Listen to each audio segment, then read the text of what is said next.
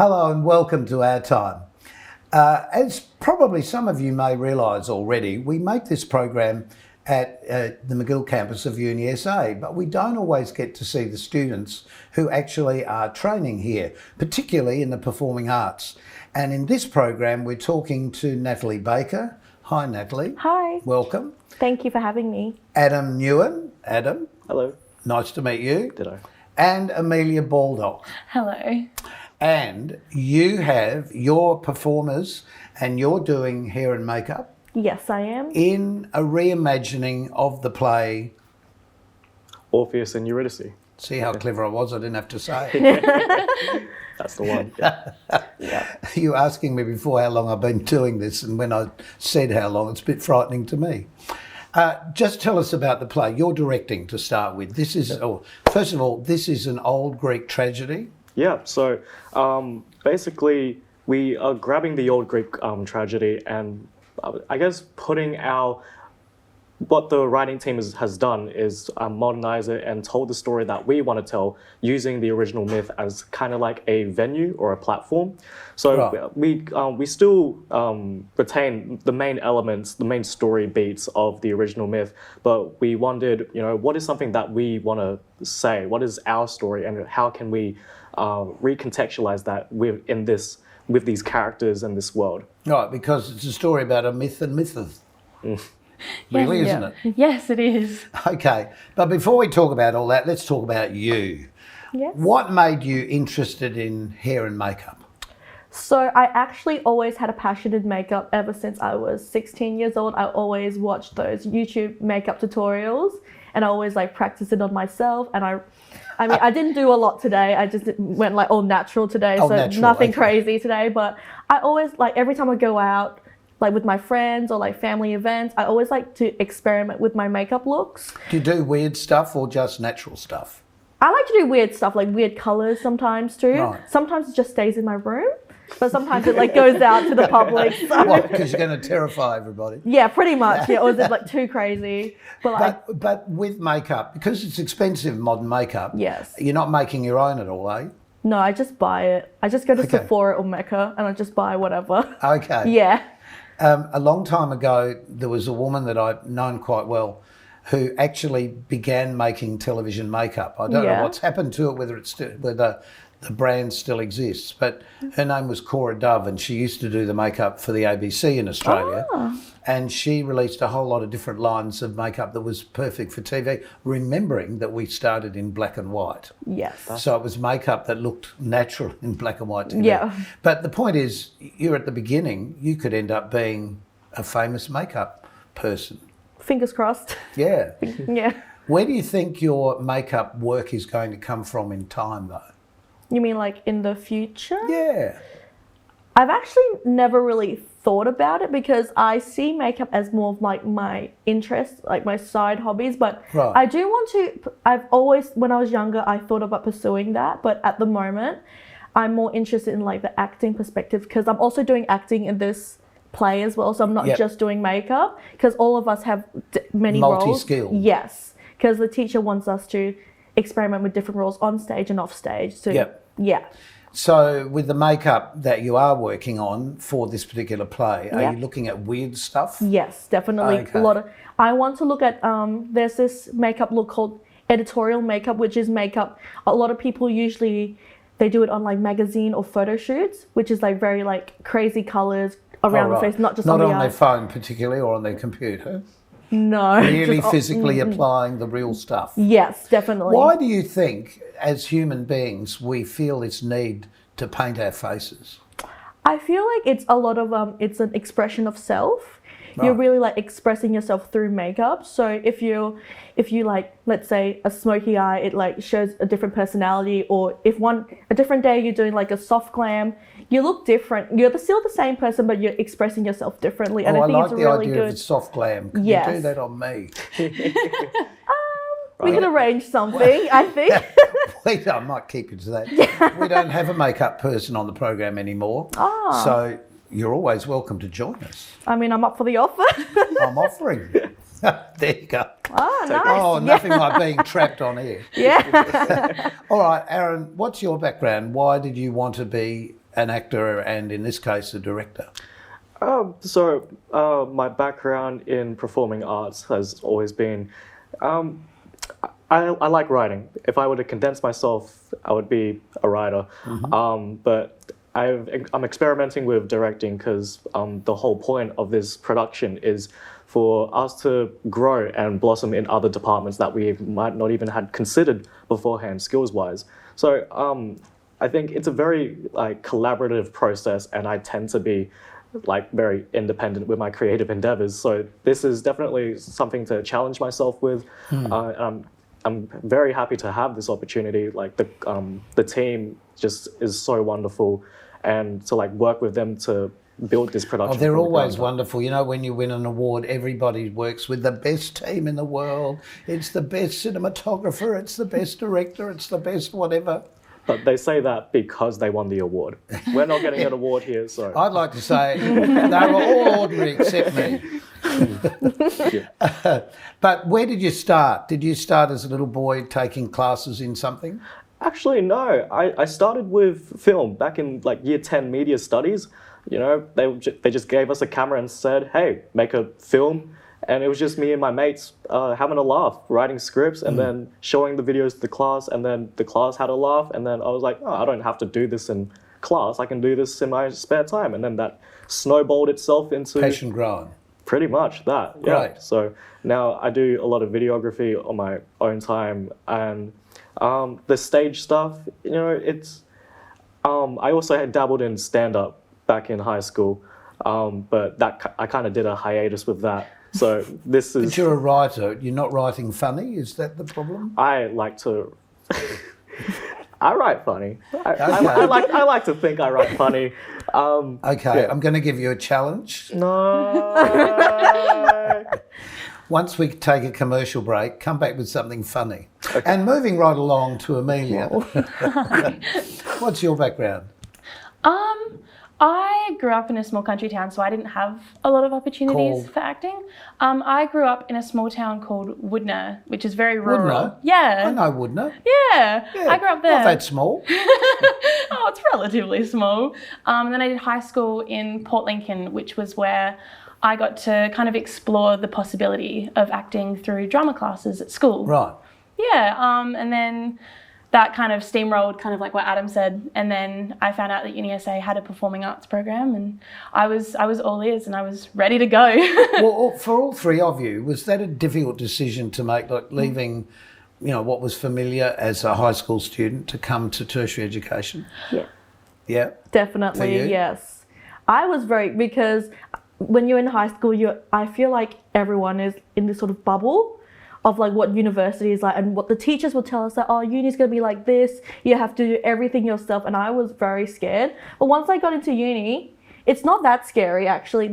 If you ask for help for the teachers, they actually help you. And but also you're starting to meet your tribe, people that are interested in the same things as you. And I think that's a great start in life, because as you go through your career, you'll keep crossing over with those people you know. And you've got a relationship with them because you've spent 3 or 4 years with them. Yes, no, it's been so wonderful being here. And yeah, like you said, meeting people who are interested in the same thing, because in high school, it's very much like when I did drama, it was, it's the easy subject, so we're going to do it. Oh, yeah. Well, let's play sport instead. Yeah.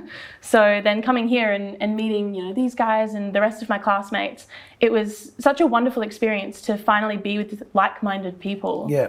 Well, it becomes a family too, doesn't it? Yeah. I would definitely consider us a very close-knit family. Mm. And that, strangely enough, will go through probably the rest of your life, depending on where you go in the world. But I think one of the biggest issues is finding that first job, and where do you go from this point? So what are your plans for that? We'll start with you. I'm actually thinking, because I've been doing a little bit of research, I'm thinking of applying for agencies, so that could be my first step, and just doing small roles here and there, then hopefully that will build up my career. As a makeup artist or as a performer? Performer. Yeah. I've thought about doing a makeup course, but that could be something in the future as well. So I've got a lot of options in my head. If you're in the business, you're in the business. So anything you can learn that you can turn your hand to, then you'll basically always have a job. Yep, definitely. If you think of it in those terms. Yeah, definitely, yeah. So despite my passion for the performing arts and And creativity. stand-up comedy after the break, and- yes. Yeah, thank you for the reminder. That's right. I'm actually enrolled in a journalism bachelor because I was so paranoid that after uni, I don't know what's out there for me. So I thought, okay, since I need to find a plan that is guaranteed to give me stability. Great way to think. So I ended up just choosing journalism, and now I'm sub-majoring in performing arts. But even then, for the 4 years of my degree, I still have no idea what's going to happen next year. Look, I don't think anybody really knows what's going to happen next. Everybody's sort of just waiting for that next job, whatever that next job may be. What's your plan? I've kind of already been trying to steamroll as much as I can. So I've been doing auditions for short films, applying to agencies, just trying to get myself out there. Not too successful at the moment, but I anticipated that obviously going in with this industry. And just, really just trying to get myself out there as much as I can. It's all about connections. Exactly. We just recently had the CEO of the South Australian Film Corporation on, and her advice to everybody, which is worth mentioning, is you've got to go to places where people are that are doing these things. Yeah. You've got to turn up at the previews. You've got to turn up wherever, and not to pester people, but you've got to be there saying, here I am, here I am, and just seeing your face as often as possible. Okay, we're going to return in just a moment, and guess who's going to stun us with some hysterical stand-up? Sorry, Adam. His name is Adam Nguyen, and we'll be back with Adam in just a tick.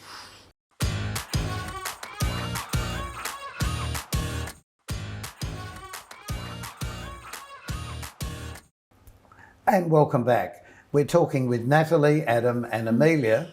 And Adam was talking before about the fact that he's done a bit of stand-up comedy. And now we're going to have some sit-down comedy. Oh, yeah. So, see, comedy to start with, not stand-up, sit-down. Comedy. On the sitting down variety. Look what you've done to me. Sorry. I can introduce you again. And now here's Adam. Thank you, Malcolm. So good to be here. You know, you may call me Adam, but my friends, you know, they give me the nicknames. They call me a banana. You know why? Because why? I'm like a banana. I'm yellow on the outside. I'm white on the inside. And when my parents first had one together, it was followed by a split.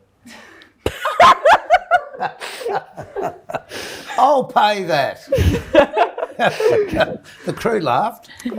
Was it fake? Was it? But you know, that's... no, they did well. They did well. Isaac laughed. He gave you 2 thumbs up.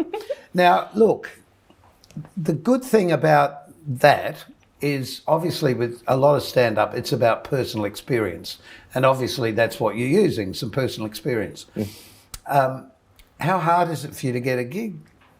Oh, I'll tell you what, the hard part is just the discipline and my own initiative, to be honest. You know, Adelaide's got the Rhino Room, so many like opportunities. It's more like...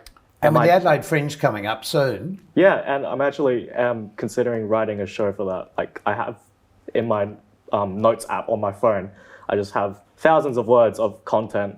And yeah, so it's definitely a venue to consider. Well, that's definitely how it works. Yeah. All right, now we know a bit about you all. Now let's talk about the play.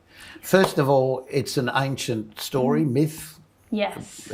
Concerning the gods. It's a bit of a sad love story, tragic tale, unfortunate end. It's had a lot of different versions of it produced and written over the years, all based on the same theme, including, as they say now, even Moulin Rouge, sort of vaguely based on that same concept. So where do we start? Well, start with the director. Yeah. So please explain it all. Well, while it is quite an ancient myth, the story itself, the elements like the love story, can still be found today in like modern relationships and whatnot. And that's something that the directing and writing team wanted to hone in on. The relationship between Eurydice and Orpheus, through its many, depictions in theatre, what we noticed was that Eurydice doesn't really have agency. And that's what we wanted to introduce with our version of the play, is that, you know, what if Eurydice actually had as much of a choice as Orpheus in that final moment of like turning around and whatnot. Okay, so we should just explain that they were a married couple. That's right. Yeah. She was bitten by a snake or something. Depends on which one you read. Okay. Yeah, but Anyway, long story short, she was dies. poisoned in some way, Yeah. and so she drifted down into the underworld because that was the belief, because it was flat Earth. And he was so heartbroken. What did he do? He did something to go down into the underworld. He made a promise or did something. He found his way there. Oh, Yeah, just found his it's way just- there. Once again, like depends on the reading. Like prior to writing the script, we read through many renditions of Right. it, and all of it was different. So, So basically what you've done is you've taken the myth yeah, and you've rewritten it for a modern audience. Is Pretty- that a fair way to put it? 100%. Yeah, Mm-hmm. that's exactly how I'd put it. Yeah. So the whole idea that Orpheus goes through all these lengths to go to the underworld to bring back Eurydice to the back to his life. What if Eurydice actually doesn't want that? Like, what if Orpheus is essentially making the decision on behalf of Eurydice? Yeah, fair point. So yes, that- husband making a decision on the point of his wife. Exactly. Yep. Yeah. So it's that kind of like, I guess, stigma or not stigma, but those values and ideas of love that we want to tackle and confront for our audiences. Male being the main decision maker. Mm. What do you feel? Would you have come back if you'd been hurt? Hurt by the snake? No. No, she's in the underworld. Oh yeah, sorry. I don't know, because I think by the laws of nature, if you're dead, you're dead. So probably not, because it's really like defying the laws of nature. Yeah. Fair point. Yeah, that's what I think. Yep, nick off hairy legs. Yeah. What about you? I- Oh, just before you answer, you haven't reversed the roles. It's not. No. No, So, you're still playing the same roles. Yep. I think for me, it would really depend on what life stage I was at. Right. So, for example, if I was this age, potentially I would take that opportunity to come back, because that feeling of I really haven't lived my You life. haven't lived your life. Quite right. But if it's, And also, there's no family. It appears in the original story. no, So they're both two single agents. yeah. But yeah, if it's, 50 years down the track, maybe I would make the choice to stay. So I think, if I got asked that Who question. knows what's ahead when we shuffle off this mortal coil? Exactly. might be a peaceful life down there. Isn't it interesting, though, how those stories have really stood the test of time and are still being regurgitated, if you like, in modern things like musicals and now what you're working on? Absolutely. So when is this on? Because this is on as part of your uni course and it's your graduating show. Yes. Yeah. No, I believe the dates we've set are between November 11th to the 14th.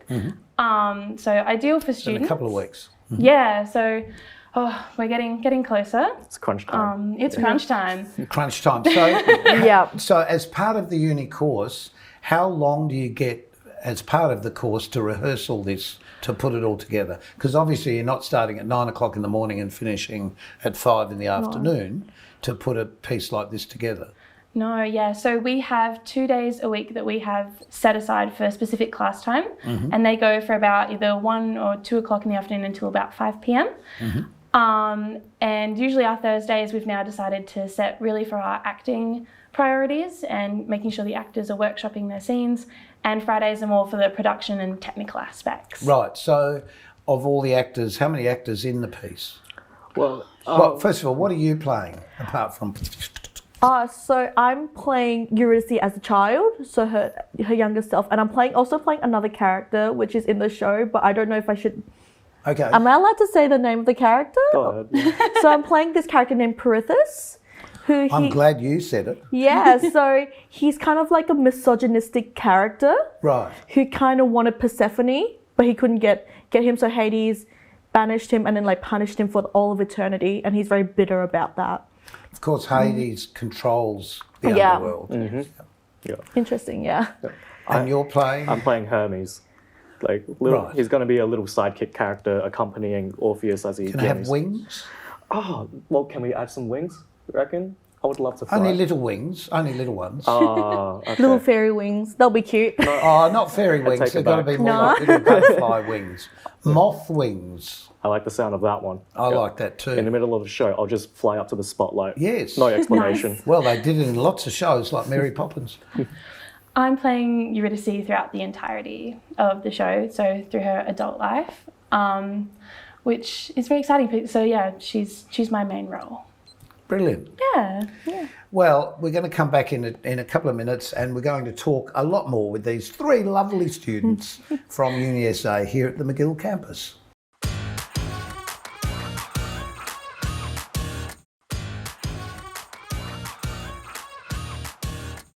Natalie, Adam and Amelia have been our guests in this episode. Being students, particularly in any form of arts, so you're a kid, you've got an interest in these sort of things, you maybe make some films, you maybe do some plays at home, drive everybody nuts in the lounge room on special occasions, you do all of that. You go to high school and you maybe get involved with a drama course at high school, and then high school finishes and you think, how do I pursue my interest? How did you pursue yours? And what advice would you give to somebody who's probably feeling like you were feeling as a kid?